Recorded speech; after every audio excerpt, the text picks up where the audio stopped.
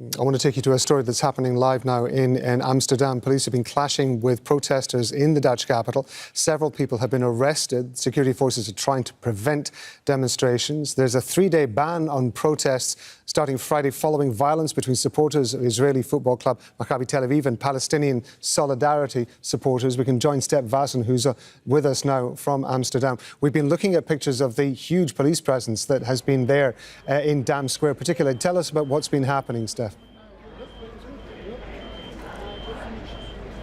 Well, in the last few minutes, police is now pushing away protesters, and I'm stepping out of the shot here because you see the police car. You see also this person in a wheelchair who was beaten by police. I just saw it.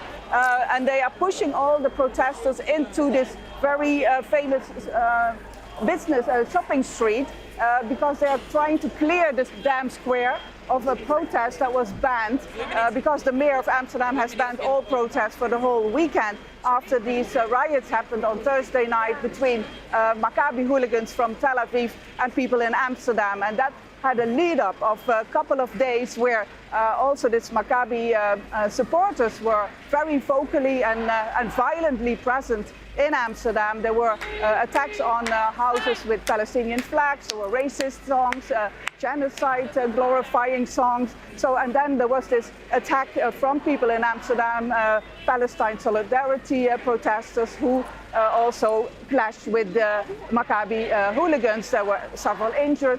And people in Amsterdam, especially from the Jewish community, are very much fearful now. But that is only one side of the story, because the other side of the story of the Maccabi supporters also being very violent in the lead up to this football match, has not been told in the media here in the Netherlands, and also not by the authorities. So nobody has condemned that part of the violence, and that's why these protesters came out here. I can show you the Dam Square is now completely occupied by police. This is one of the main tourist areas in Amsterdam. There was a lot of tourists here as well, and they were very shocked to see what was going on. I saw tourists from India who had a keffiyeh, who were actually being searched and also intimidated by police, had no idea what was going on, so they were very much afraid.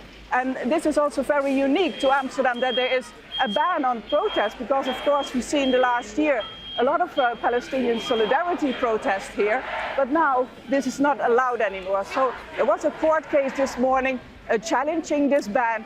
We haven't heard the outcome yet, but protesters came out anyway to show their outrage about what they say is false framing and calling all the protesters, pro-Palestine protesters, anti-Semitic. Steph, we can, I think, hear behind you the sound of the crowd chanting there. There seems to be some sort of confusion about how this all started. Is there an investigation going on?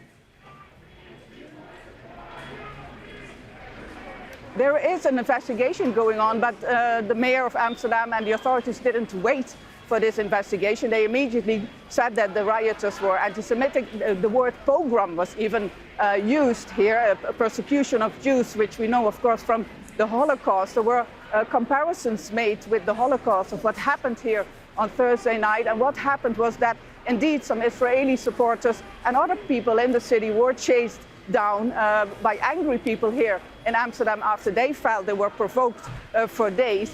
And that, of course, has caused some fear in the community here. But that's only the story, one side of the story. So the other story the people here want to share is not being told. And they say this whole thing is taken out of context. So what we're hearing here in the media is mostly about how this is an anti-Semitic riot, and that is only the only condemnation that we are hearing.